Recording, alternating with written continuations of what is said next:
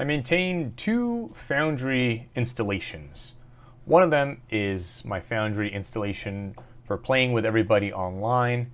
It's in one of my servers running in a Podman container. And this one just runs off my computer so that I can test different game systems and different game worlds and kind of be able to do stuff on the side without affecting the world that's hosted, so that people can be in there maybe adjusting their characters or taking a look at the compendiums while I'm messing around in here.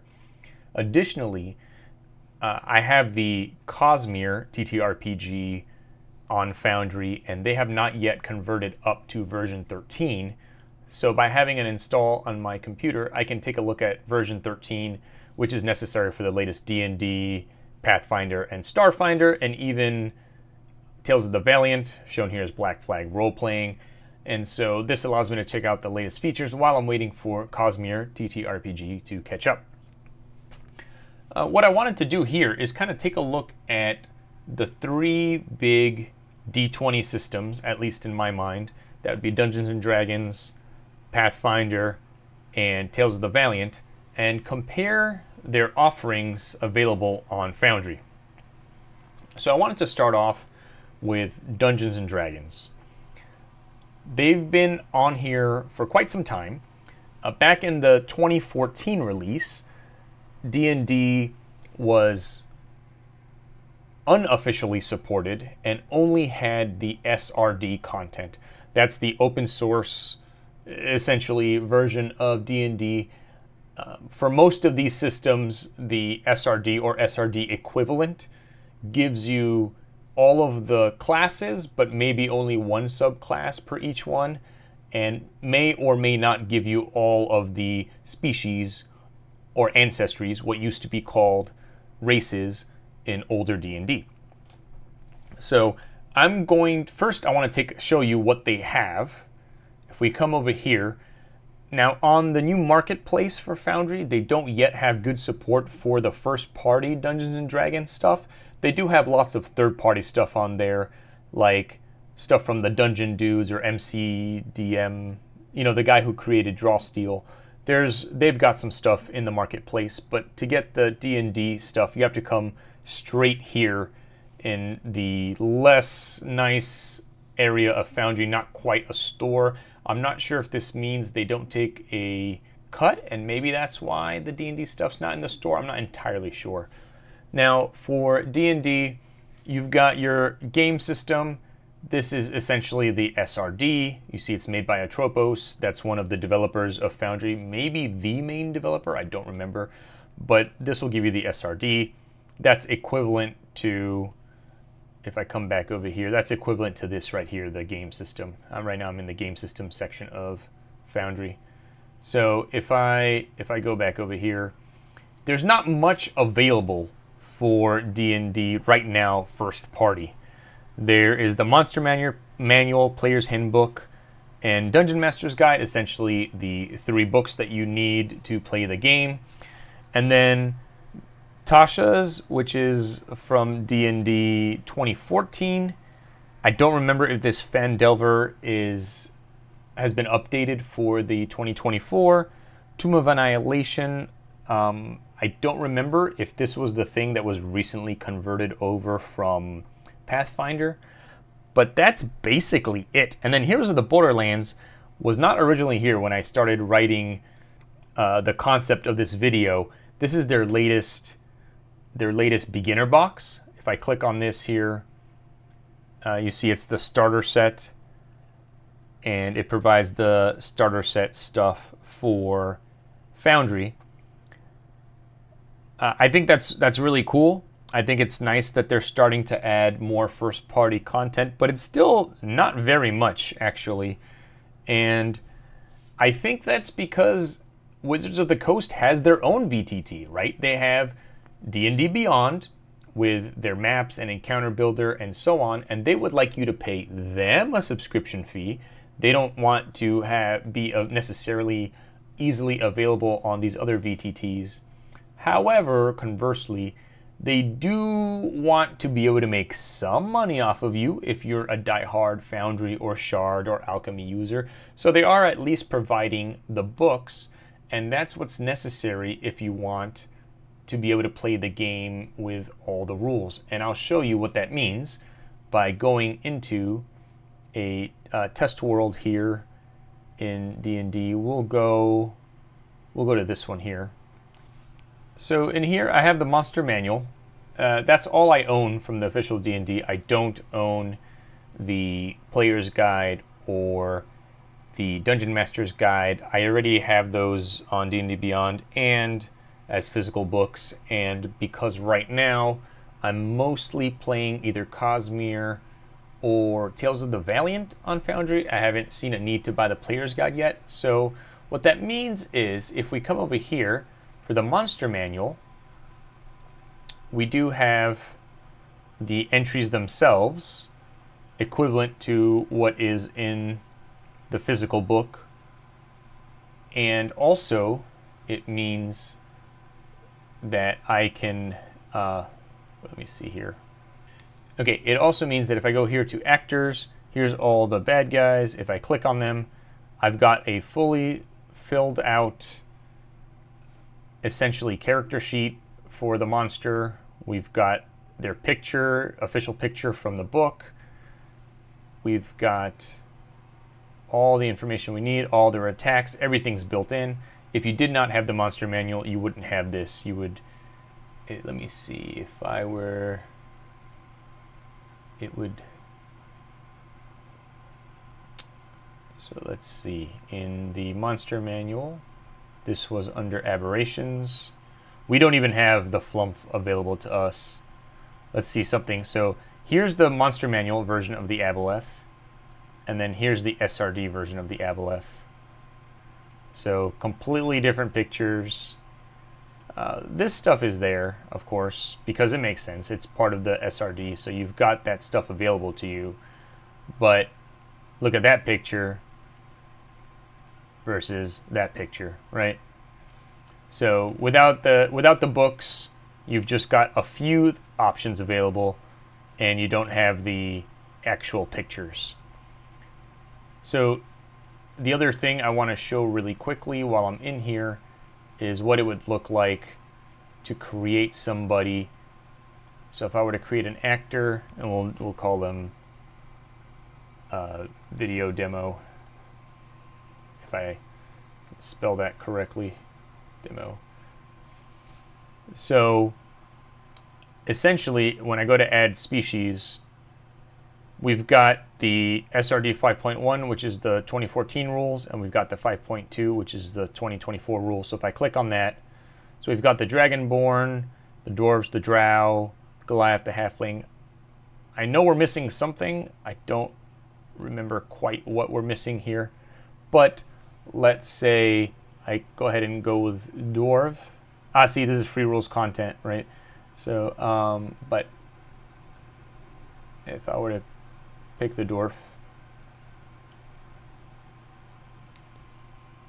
I have resistant to poison damage, great. I have those dwarven traits, sure. So now when I go to background, click on this. We only have these backgrounds. I know for a fact there's way more backgrounds than this in the player's guide. And you can see here, these are just from the SRD. I'll go ahead and pick soldier just to keep going with this.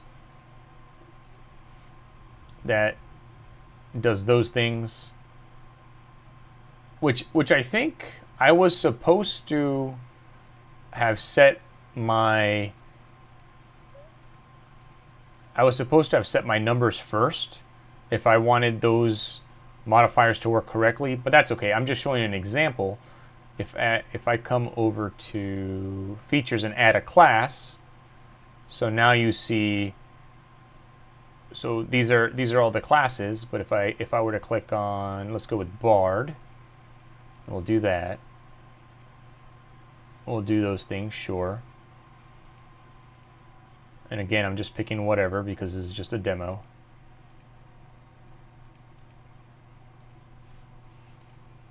All right. So that was a level 1 Bard, and now let me see. I forget. It's been a while since I played There we go. So now let's go to level 2. I think this usually works best if you go in order versus just jumping straight up. And now when I go to level 3, that's when I pick my subclass in D&D 2024. So now you see that as a bard, all I have is the College of Lore, right? I'm missing a whole bunch of colleges. So that's what happens when you don't actually have the player's guide built in. So it restricts you. And of course, depending on whether or not they add more books in the future, like the one that's coming with the Artificer, will determine whether or not you have the Artificer built in. So that is your D&D support. It's essentially, again, because they have D&D Beyond, there aren't any books available, right? There's no Infinite Staircase, there's none of that stuff. There's only Tasha's. There's really, the only adventure you have is the Heroes of the Borderlands, which literally just came out. As I mentioned before, I really like Tales of the Valiant, and I've been playing a lot of Tales of the Valiant. And when it comes to Tales of the Valiant from Kobold Press, they've got a much better story here. They've got way more things available here. Look at all these books they have available, which is really awesome. However, if you look here, these versions, this is not good. And I'll explain why in a moment. The other thing is basically from here up is Tales of the Valiant, and then below is Dungeons and Dragons. And unfortunately, from the way that Foundry is made, and I know not all VTTs are like this, I believe Alchemy or Shard is not like this. The D&D stuff is only usable in D&D. The Tales of the Valiant stuff is only usable in Tales of the Valiant, even though it's all 5e, because the underlying system, the game system, is completely different. Now, there is a utility you can get from GitHub that will try and do some 5e to Tales of the Valiant conversions. You can try doing that and then seeing how well it does. There's a little bit you have to do manually, but it's not the end of the world. Now, coming back to the versions, starting at least with version 13, if not before, Foundry does not surface any items, anything that is a lower version than the software you have. So if you have a version 13 install, it won't let you install this adventure, Caverns of Sporelord or Hidden Tomb of Nargoth. If you already have it when you upgrade, so if you come over here, you can see I do have Hidden Tomb of Nargoth, and I don't know what's bugged about it. I know it will load. It looks okay. And actually, I'm going to load that in the background while I'm talking so that it'll be ready and you can see what that's like once we get there. But the problem here is that Kobold Press, which I really enjoy their stuff they do. I've patronized them quite a bit. I've done a lot of their Kickstarters. The problem when it comes to Foundry is that Foundry is not their top VTT. Shard is their top VTT. Shard has every single or nearly every single adventure and campaign they've published, in addition to all the source books. On Foundry, all the source books are there. All the source books have been updated to version 13, but you can see the adventures have not yet been updated, and there are a lot of adventures missing.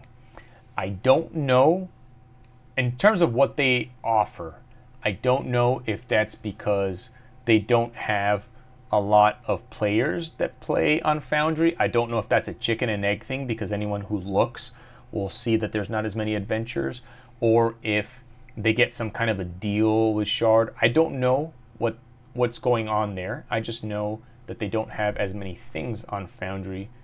Now, if you are mostly going to homebrew, then it doesn't matter. You don't need the stuff. So look how cool this is. I'm going to come back over here. They've got all this lighting and they've got all this stuff in place here. But as I was saying, if you're going to homebrew, then it doesn't matter that they don't have adventures, but it is a bummer that they don't. It seems from their Discord that there's maybe somewhere between 1 and 3 people working on Tales of the Valiant for Foundry, and that's why things take a long time. It's often quite a few months after a Kickstarter before we get Foundry support, and it's, again, they're not always catching up with the versions, but I'm overall happy with it, and it's got way more available than D&D does, because D&D has their competitor VTT, but I wish it was a little bit better. Otherwise, it's pretty decent. I do have all of the 3 books, the player's guide, all those things, so I can make characters that have all the stuff. Because of that, I'm not going to do another character creation demonstration, because it has everything. I'm not showing you what it has and doesn't have. And same thing with the monsters, because I have the monsters, it has them all built in with nice graphics and all that type of stuff. And again, you see here their adventures, pretty cool. They've got lighting effects, they've got everybody placed where they need to be. Next up, we're going to take a look at Pathfinder. Now, Pathfinder. Pathfinder is in a very, very unique place. What I would say is that if you want, you know for sure you want to play online, and you haven't yet chosen your system that you want to play, you can't do any better than Pathfinder. Now, that does mean you have to like Pathfinder. You have to like their crunchier style of play. You have to like their rules. You have to like their complications. But if you do, boy howdy, are things awesome for you. Because for Pathfinder, they give away everything, all the rules, for free. You look here at your bestiaries. All I have is the system installed. It's possible I may have... Oh, I did install this Pathfinder Society thing, I think. Let me see. Let me actually check what modules I have installed. Manage modules. No, I actually don't. Because I did get a few things as part of a humble bundle. The Sky King's Tomb, the Beginner Box, Rust Henge, but I don't have any of them installed on here. So this is just built in. This is just built in. There's all 3 bestiaries, the monster core, the NPC core. You want characters? Look at all these ancestries. Holy moly, look at that. You want classes? Oh my gosh, they got classes galore. You want features? They've got all the features. Class, alchemist, look at that. They've got everything. It's all there. You don't have to pay a dime, and you've got it all. That's pretty amazing, right? GM tools. Look at your GM tools here. You've got tables you can roll. Look at all these tables. What else do we have here? We've got Pathfinder Society boons. We've got Divine Intercessions. And this mimics what they're doing outside of Foundry. You go over here to the Archives of Nethys. You've got everything. You've got all the rules for the game. The core rulebook, the bestiary. Look at this. Boom, how to play, common terms, injury and death. Everything that's in the book, right here, 100% for free. Is it pretty? No, it's not pretty. You want pretty? Go buy the book, right? But this is incredible. If you want to play on Foundry, there is no better choice, right? This is 100%, you don't have to pay anything. The only thing that people recommend, so if I were to come over here to the bestiary, I'm going to click on the monster core, and you know what? I was looking at the monster core physical book. Let me see. I think they've got a tooth fairy and a tooth fairy swarm. So we got our tooth fairy here, and here's all the stats for the tooth fairy. They've got the tooth tug option. They've got the plaque burst. They've got all this silliness here. But that's the icon. What the heck? Well, that is one way that Pathfinder makes money, is they will sell you the tokens, the art. I forget, it's like 15, 20 bucks max on the Foundry Marketplace, and then you'll have all the really cool icons. And, you know, they do have to pay artists, right? They're not using AI, so that makes sense to me. But you don't need it to play, right? You can add your own art to this. You don't have to go with this art. So I think it's pretty incredible that everything is 100% for free on here. Again, that seems to be a Pathfinder ethos, because we've got everything available for free over here on the Archives of Nethys. Let's look at the races, core races, the Dwarf. See, they've got everything. Everything is here. Everything you ever wanted to know is right there for free. You want to support Paizo? You want them to keep existing? Yeah, buy the books, buy the PDFs, whatever. But you don't need it if you want to play. And let's face it, right now things are really hard in maybe the whole world, but for sure in certain parts of the world, right? Money's tight. And if this hobby is the way that you can get away for a little bit and have some fun, why not have it be free, right? You've paid your $50 to Foundry, and now boom, you can play with anybody around the world, anywhere that has Foundry as well. Now, let's say you liked the idea of what Tales of the Valiant had. Well, that's available too. If we go to the Foundry Marketplace, not everything here, but most of these are actually directly from Paizo. And so these are official Pathfinder, Paizo adventure paths, like Sky King. You saw that I had Sky King. I'll click on that. While that's loading, we'll just keep scrolling. Look at all this. Look at all this. Some of this third party, most of this first party. So there's a ton. There's a ton here. And it's now let's go over to the Sky King's tomb. They don't have any good pictures. Well, oh, here we go. So it gives you the booklet itself. You've got your journal right in the scene. You can click on there and see what it is. You've got your maps. You've got music as you get to certain areas.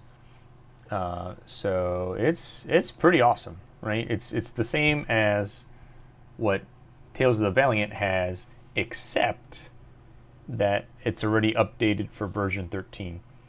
Now, that's because, again, Shard is the top VTT provider working with Tales of the Valiant, whereas Paizo, Foundry has been the main Paizo VTT for a long time. Atropos, or one of those guys, really loved Pathfinder, and so if you ever go to the FoundryVTT subreddit and you ask, hey, what's the best support, you're going to get at least a dozen, if not 24 people telling you to play Pathfinder. Pathfinder's the way to go. So, those are the three D20 systems and their support. There are other systems available. Here's a list of them. Some of these are official, supported by the companies. Some of these are fan supported. But here's an example. Here are examples of the different systems that exist if you want to use them to play. Old School Essentials, I didn't include in this video because I don't own it on Foundry, but I did kind of look around the marketplace, and they do seem to have some pretty good modules. Unique amongst a lot of these other systems, the modules do come with the PDFs. Most everybody else makes you buy the PDFs separately. This is Starfinder 1. Starfinder 2 is not yet supported. You play it by installing a module into Pathfinder 2nd Edition, since they have the same rules now. That was kind of part of the whole reason for the remake of Starfinder. So those are the official ones that they have, at least on the marketplace. If we come back over here, there are at least 2 unofficial Daggerhearts. I think this one here, UO Daggerheart, I think this one has the most support. I think this is the closest one to having quote unquote official support, although in a recent AMA, the developers of Foundry did seem to tease that they were maybe gonna work together with Darrington Press to get actual official support. Right now, I think they only support Demiplane and Roll20. I could be wrong, but I think that's correct. And then Draw Steel. There's a Draw Steel system. Again, this one's unofficial, kind of based on the free rules. And then there's Invincible. This one is official. This one they released as part of the Kickstarter to try and get more people interested in the Kickstarter. So, yeah, just to summarize, I think Pathfinder has got your best support. Tales of the Valiant is pretty good support, a lot more support than D&D, but you know, not as many adventures. And then D&D, you've got only basically the official 3 books and then the beginner adventure Heroes of the Borderlands. All right, I'll see you next time. Bye.